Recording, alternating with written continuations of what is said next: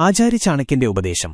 ക്ഷണിക്കാതെ പോകേണ്ട 7 പുണ്യസ്ഥലങ്ങൾ. ചാണക്യൻ ചന്ദ്രഗുപ്തനോട് പറയുന്നു. ഹേ ചന്ദ്രഗുപ്ത, കഴിഞ്ഞ തവണ ക്ഷണിച്ചാൽ പോലും പോകരുതാത്ത 7 സ്ഥലങ്ങളെക്കുറിച്ച് ഞാൻ നിനക്ക് പറഞ്ഞു തന്നിരുന്നു.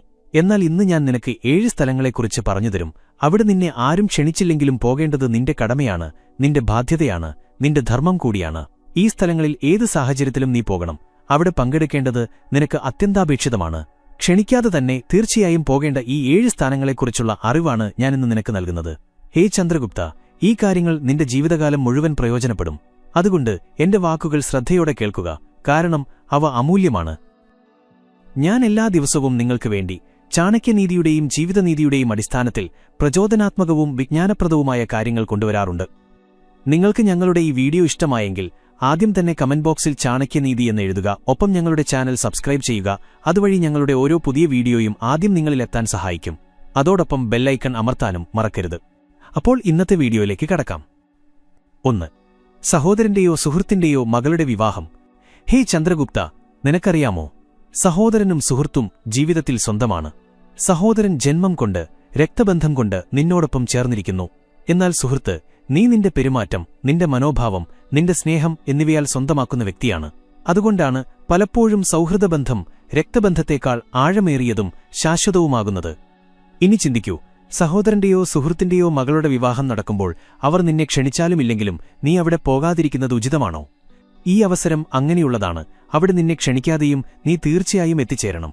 കാരണം വിവാഹം വെറുമൊരു സാമൂഹിക പരിപാടിയല്ല, മറിച്ച് അത് ധർമ്മം, പാരമ്പര്യം, സംസ്കാരം എന്നിവ നിറഞ്ഞ ഒരു യജ്ഞമാണ്. കന്യാദാനം ശാസ്ത്രങ്ങളിൽ ഏറ്റവും വലിയ ദാനമായി കണക്കാക്കപ്പെടുന്നു. ഒരു മനുഷ്യൻ എത്ര സ്വത്ത് ദാനം ചെയ്താലും, എണ്ണമറ്റ പശുക്കളെ ദാനം ചെയ്താലും കന്യാദാനത്തിന്റെ പ്രാധാന്യം ഏറ്റവും ഉയർന്നതായി പറയുന്നു. കാരണം ഇത് വെറുമൊരു ദാനമല്ല, മറിച്ച് ഇതൊരു കുടുംബത്തിന്റെ സംസ്കാരത്തിന്റെയും അന്തസ്സിന്റെയും പ്രതീകമാണ്. സഹോദരനോ സുഹൃത്തോ സ്വന്തം മകളെ യാത്രയാക്കുമ്പോൾ അവരുടെ ഹൃദയത്തിൽ നിരവധി ഭാവങ്ങൾ ഇരമ്പും. അഭിമാനം, വേദന, സ്നേഹം, പ്രതീക്ഷ. അത്തരമൊരു സമയത്ത് നിന്റെ സാന്നിധ്യം അവരുടെ മനസ്സിന് ബലം നൽകും.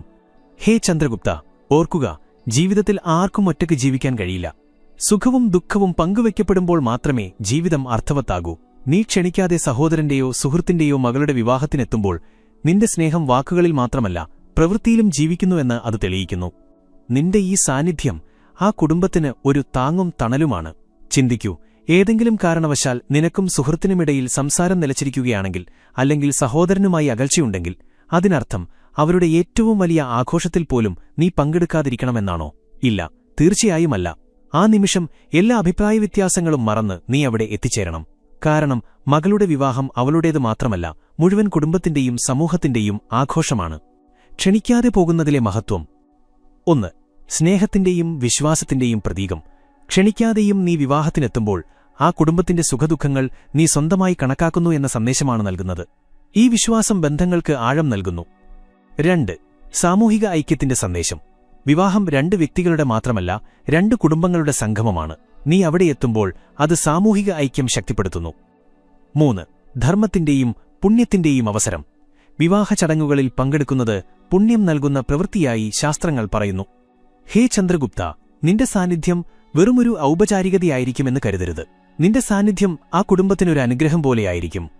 നീ വേണമെങ്കിൽ ഒരു ചെറിയ സമ്മാനം കൊണ്ടുവരാം, അല്ലെങ്കിൽ നിന്റെ ആശംസകൾ മാത്രം കൊണ്ടുപോവുക. എങ്കിലും നിന്റെ സാന്നിധ്യം തന്നെയാണ് ഏറ്റവും വലിയ സമ്മാനം. വരമാല ചാർത്തുമ്പോൾ, കന്യാദാനം നടത്തുമ്പോൾ, വിടവാങ്ങലിന്റെ വികാരനിർഭരമായ നിമിഷം വരുമ്പോൾ ആ കുടുംബത്തിന്റെ കണ്ണുകൾ ചുറ്റും തങ്ങളുടെ സ്വന്തക്കാരെ തിരയും. അവർ നിന്നെ അവിടെ കാണുകയാണെങ്കിൽ അവരുടെ ഹൃദയത്തിന് സത്യമായ ആശ്വാസം ലഭിക്കും. സ്വന്തക്കാരുടെ ശുഭകാര്യങ്ങളിൽ പങ്കുചേരുക എന്നതാണ് യഥാർത്ഥ ധർമ്മം. സ്വന്തം ആളുകളുടെ സുഖദുഃഖങ്ങളിൽ പങ്കെടുക്കാത്ത ഒരു വ്യക്തിക്കും ജീവിതത്തിൽ ഒരിക്കലും സത്യമായ ആദരവ് ലഭിക്കില്ല. അതുകൊണ്ട് ഹേ ചന്ദ്രഗുപ്ത, സഹോദരന്റെയോ സുഹൃത്തിന്റെയോ മകളുടെ വിവാഹം നടക്കുമ്പോൾ നീ ക്ഷണിക്കാതെയും അവിടെ എത്തിച്ചേരേണ്ടത് നിന്റെ ധർമ്മമാണ്. ഇത് നിന്റെ കടമ മാത്രമല്ല, നിന്റെ ജീവിതത്തിന്റെ അഭിമാനം കൂടിയാണ്. 2. ഗുരുവിന്റെ വീട്. ഹേ ചന്ദ്രഗുപ്ത, കേൾക്കുക, മനുഷ്യന്റെ ജീവിതത്തിലെ ഏറ്റവും വലിയ വരദാനമെന്തെങ്കിലുമുണ്ടെങ്കിൽ അത് ഗുരുവാണ്. അമ്മ നിനക്ക് ജന്മം നൽകുന്നു, അച്ഛൻ നിന്നെ പോറ്റി വളർത്തുന്നു. എന്നാൽ ഗുരു നിനക്ക് ആത്മാവിന്റെ ബോധം നൽകുന്നു. അന്ധകാരത്തിൽ നിന്ന് പ്രകാശത്തിലേക്ക് നിന്നെ നയിക്കുന്നത് ഗുരു മാത്രമാണ്. ഹേ ചന്ദ്രഗുപ്ത, അതുകൊണ്ട് നീ ഓർക്കണം, ഗുരുവിന്റെ വീട് അങ്ങനെയുള്ള ഒരിടമാണ്. അവിടെ നിന്നെ ക്ഷണിക്കാതെയും നിനക്ക് പോകാം. അവിടെ എത്തേണ്ടത് നിന്റെ കടമയാണ്. കാരണം ഗുരുവിന്റെ വീടിന്റെ വാതിൽ എപ്പോഴും ശിഷ്യനുവേണ്ടി തുറന്നിരിക്കും. ഗുരുവിന്റെ വീട് വെറും 4 ചുവരുകളുള്ള കെട്ടിടമല്ല, അത് അറിവിന്റെ ക്ഷേത്രമാണ്. അത് ഒരു പുണ്യതീർത്ഥമാണ്. അവിടെ ഇരിക്കുമ്പോൾ ശിഷ്യന്റെ ജീവിതത്തിൽ പുതിയ സംസ്കാരങ്ങൾ, പുതിയ ചിന്തകൾ, പുതിയ ദിശ എന്നിവയുടെ പ്രവാഹമുണ്ടാകുന്നു. അതുകൊണ്ട് ഹേ ചന്ദ്രഗുപ്ത, നീ ഒരു യഥാർത്ഥ ശിഷ്യനാണെങ്കിൽ ഗുരുവിന്റെ വീട്ടിൽ പോകുന്നത് നിനക്ക് വെറുമൊരു കടമ മാത്രമല്ല, ഭാഗ്യം കൂടിയാണ്. ഗുരുവിന്റെ വീട്ടിൽ പോകുമ്പോൾ നീ ഇത് കാണിച്ചു കൊടുക്കുന്നു: അറിവിനുവേണ്ടി നീ വിശക്കുന്നവനാണ് എന്ന്. അവരുടെ അനുഗ്രഹത്തിനുവേണ്ടി ദാഹിക്കുന്നവനാണ് നീ. അവരുടെ സാമീപ്യത്തിലിരുന്ന് നിന്റെ മനസ്സിനെ ശുദ്ധീകരിക്കാൻ നീ ആഗ്രഹിക്കുന്നു. ക്ഷണിക്കാതെ ഗുരുവിന്റെ വീട്ടിൽ പോകുന്നത് നിന്നുള്ള ബന്ധം വെറും ഔപചാരികമല്ല, മറിച്ച് ആത്മീയമാണ് എന്ന് സൂചിപ്പിക്കുന്നു. ചന്ദ്രഗുപ്ത, നിന്റെ വിജയത്തിന്റെ പ്രധാന കാരണം എന്തായിരുന്നുവെന്ന് നിനക്കറിയാമോ? അത് നിന്റെ വീരതയോ പുരുഷാർത്ഥമോ ആയിരുന്നില്ല, മറിച്ച് ഗുരുവിനോടുള്ള നിന്റെ സമർപ്പണമായിരുന്നു. ഗുരുവിന്റെ വീടാണ് വിജയത്തിലേക്കുള്ള വാതിൽ. ഗുരുവിന്റെ വീട് സന്ദർശിക്കുന്നത് ശിഷ്യന്റെ ജീവിതത്തിന് പുതിയ ദിശാബോധം നൽകുന്നു. അവിടെ നിന്ന് ലഭിക്കുന്ന വിദ്യാഭ്യാസം പുസ്തകങ്ങളിൽ മാത്രം ഒതുങ്ങുന്നില്ല, മറിച്ച് ജീവിതത്തിലെ എല്ലാ തീരുമാനങ്ങളിലും അത് സഹായകമാകുന്നു. ഗുരുവിനോട് ബഹുമാനവും കൃതജ്ഞതയും പ്രകടിപ്പിക്കേണ്ടത് ശിഷ്യന്റെ ധർമ്മമാണ്. ഗുരുവിന്റെ വീട്ടിൽ പോയി അവരുടെ പാദങ്ങളിലിരിക്കുന്നത് അവരുടെ ഉപകാരങ്ങളെ നീ മനസ്സിലാക്കുന്നു എന്ന് കാണിക്കുന്നു. ചന്ദ്രഗുപ്ത, നീ ഗുരുവിന്റെ വീട്ടിൽ പോകുമ്പോഴെല്ലാം വിനയത്തോടും ശ്രദ്ധയോടും കൂടി പോകുക. ഒഴിഞ്ഞ കൈകളോടെ പോകരുത്. അതൊരു സാധാരണ വസ്തുവാണെങ്കിൽ പോലും ഗുരുവിന് അത് സമർപ്പിക്കുക. ഗുരുവിന് വസ്തുക്കളുടെ ആവശ്യമില്ല, മറിച്ച് നിന്റെ ഭാവമാണ് ആവശ്യം.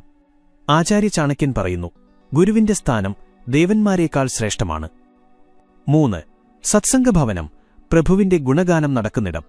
ആചാര്യ ചാണക്യൻ പറഞ്ഞു, ഹേ ചന്ദ്രഗുപ്ത, ജീവിതത്തിൽ ഒരു സ്ഥലമുണ്ട്, അവിടെ കാൽ വയ്ക്കുന്നത് ഒരിക്കലും പാഴായിപ്പോകില്ല. അതാണ് സത്സംഗത്തിന്റെ ഭവനം. എവിടെയാണോ പ്രഭുവിന്റെ ഭജന നടക്കുന്നത്, ശാസ്ത്രപാരായണം നടക്കുന്നത്, സന്യാസിമാരുടെ കൂട്ടായ്മ നടക്കുന്നത്, അവിടെ ക്ഷണിക്കാതെ തീർച്ചയായും പോകണം.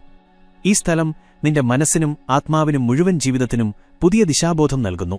സത്സംഗം എന്നാൽ സത്യത്തിന്റെ കൂട്ടായ്മ, സത്യത്തിന്റെ സംഗ്. നീ ഈശ്വരനാമം, ഭജന, കഥകൾ എന്നിവയുടെ നടുവിലിരിക്കുമ്പോൾ നിന്റെ ഉള്ളിലെ മാലിന്യം തനിയെ കഴുകിപ്പോകാൻ തുടങ്ങും. അതായത് സത്സംഗം കൊണ്ട് മോഹം ഇല്ലാതാകുന്നു. മോഹം ഇല്ലാതാകുമ്പോൾ വിവേകം ഉണരുന്നു. വിവേകം കൊണ്ട് ആത്മാവ് സ്ഥിരമാകുന്നു. സ്ഥിരതയിൽ നിന്ന് മോക്ഷം ലഭിക്കുന്നു. ഹേ ചന്ദ്രഗുപ്ത, സത്സംഗം വെറും ഭജന കേൾക്കൽ മാത്രമല്ല, അത് ആത്മാവിന് കണ്ണാടി കാണിക്കുന്നതുപോലെയാണ്. അവിടെ നീ മറ്റുള്ളവരുടെ അനുഭവങ്ങളിൽ നിന്ന് പഠിക്കുന്നു, നിന്റെ തെറ്റുകൾ തിരിച്ചറിയുന്നു, ഈശ്വരനോടുള്ള സ്നേഹം ഉണർത്തുന്നു. സത്സംഗത്തിൽ ക്ഷണിക്കാതെ പോകുന്നത് നിന്റെ ശ്രദ്ധയുടെയും ഭക്തിയുടെയും തെളിവാണ്. 4. മാതാപിതാക്കളുടെ വീട്. ആചാര്യ ചാണക്യൻ തുടർന്നു, ഹേ ചന്ദ്രഗുപ്ത, ഈ ലോകത്തിൽ മാതാപിതാക്കളാണ് ഏറ്റവും വലിയ ദൈവങ്ങൾ. അവരുടെ വീടാണ് ഏറ്റവും പവിത്രമായ സ്ഥലം. അവിടെ ക്ഷണിക്കാതെ വീണ്ടും വീണ്ടും പോകണം. കാരണം മാതാപിതാക്കളുടെ വീടാണ് നിന്റെ അസ്തിത്വം ആരംഭിച്ച വാതിൽ. അതായത് അമ്മയെ ദൈവമായി കാണുക, അച്ഛനെ ദൈവമായി കാണുക. മാതാപിതാക്കളുടെ പാദങ്ങളിൽ സ്വർഗം കുടികൊള്ളുന്നു. അവരുടെ വീട്ടിൽ പോകുന്നത് വെറുമൊരു സാമൂഹിക കടമ മാത്രമല്ല, ആത്മീയ കടമ കൂടിയാണ്. അവിടെ പോകുമ്പോൾ നിനക്ക് അനുഗ്രഹം ലഭിക്കുന്നു. ആ അനുഗ്രഹത്താൽ ജീവിതത്തിലെ എല്ലാ ബുദ്ധിമുട്ടുകളും ലഘുവായിത്തീരുന്നു. ഹേ ചന്ദ്രഗുപ്ത, എത്ര തിരക്കുണ്ടെങ്കിലും മാതാപിതാക്കളുടെ വീട്ടിൽ വീണ്ടും വീണ്ടും പോകുക, അവരുടെ പാദങ്ങൾ സ്പർശിക്കുക, അവരെ സേവിക്കുക, അവരിൽ നിന്ന് അനുഗ്രഹം വാങ്ങുക. ഇത് നിന്റെ ധർമ്മവും നീതിയുമാണ്. 5. ഭാര്യയുടെ മാതാപിതാക്കളുടെ അമ്മായിയപ്പൻ അമ്മായിയമ്മ വീട്. ആചാര്യ ചാണക്യൻ വീണ്ടും പറഞ്ഞു, ഹേ ചന്ദ്രഗുപ്ത, വിവാഹം 2 വ്യക്തികളുടെ മാത്രമല്ല, 2 കുടുംബങ്ങളുടെ സംഗമമാണ്. വിവാഹശേഷം ഭാര്യയുടെ മാതാപിതാക്കളുടെ വീട് നിന്റെ രണ്ടാമത്തെ വീടാണ്. അവിടെ ക്ഷണിക്കാതെ പോകേണ്ടത് നിന്റെ ധർമ്മമാണ്. അവർ നിന്റെ ഭാര്യയുടെ മാതാപിതാക്കളാണ്. നീ അവരെ ആദരിക്കുകയാണെങ്കിൽ അത് നിന്റെ ബന്ധത്തെ കൂടുതൽ ആഴമുള്ളതാക്കും. വിവാഹത്തിലൂടെ ഉണ്ടാകുന്ന ബന്ധവും രക്തബന്ധം പോലെ തന്നെ പവിത്രമാണ്. ഹേ ചന്ദ്രഗുപ്ത, നീ അവരുടെ വീട്ടിൽ ക്ഷണിക്കാതെ പോകുമ്പോൾ നിന്റെ മനസ്സിൽ അവർക്കുവേണ്ടി ആദരവും സ്വന്തമെന്ന ഭാവവുമുണ്ട് എന്ന് അത് കാണിക്കുന്നു. ഇത് ബന്ധങ്ങളെ ശക്തിപ്പെടുത്തുകയും കുടുംബത്തിൽ ഐക്യം കൊണ്ടുവരികയും ചെയ്യുന്നു. 6. സ്വന്തം മുത്തശ്ശന്റെ അമ്മയുടെ അച്ഛൻ വീട്. ആചാര്യൻ പറഞ്ഞു, ഹേ ചന്ദ്രഗുപ്ത, അമ്മ വീട് നനിഹാൽ നിനക്കെപ്പോഴും സ്നേഹവും സ്വന്തമെന്ന ഭാവവും ലഭിക്കുന്ന ഒരു സ്ഥലമാണ്. മുത്തശ്ശന്റെ വീട് നിനക്ക് പ്രത്യേകമാണ്, കാരണം അവിടെ നിനക്ക് അധിക സ്നേഹവും അനുഗ്രഹവും ലഭിച്ചിട്ടുണ്ട്. നനിഹാലിലെ അനുഗ്രഹം ജീവിതത്തിൽ സൗഭാഗ്യം കൊണ്ടുവരുമെന്ന് ശാസ്ത്രങ്ങൾ പറയുന്നു. അവിടെ ക്ഷണിക്കാതെ പോകുന്നത് നിന്റെ ബന്ധങ്ങളോടുള്ള ബഹുമാനം കാണിക്കുന്നു. ഹേ ചന്ദ്രഗുപ്ത, മുത്തശ്ശന്റെ വീട് വെറുമൊരു ബന്ധമല്ല, മറിച്ച് അത് നിന്റെ സംസ്കാരത്തിന്റെ ഉറവിടം കൂടിയാണ്. 7. സ്വന്തക്കാരുടെ മരണം. ചാണക്യൻ ദീർഘമായി ശ്വാസമെടുത്ത് പറഞ്ഞു, ഹേ ചന്ദ്രഗുപ്ത, ജീവിതത്തിലെ ഏറ്റവും വലിയ സത്യമാണ് മരണം. നിന്റെ ഏതെങ്കിലും സ്വന്തക്കാർക്ക് മരണം സംഭവിക്കുമ്പോൾ അവിടെ ക്ഷണിക്കാതെ തീർച്ചയായും പോകണം. ഇത് നിന്റെ ധാർമ്മികവും സാമൂഹികവുമായ കടമയാണ്. മരണം നമ്മെ ഓർമ്മിപ്പിക്കുന്നത് ഇതാണ്. അതായത് ഈ ലോകം അസ്ഥിരവും ദുഃഖങ്ങൾ നിറഞ്ഞതുമാണ്. അതുകൊണ്ട് പ്രഭുവിന്റെ സങ്കേതം തേടുക.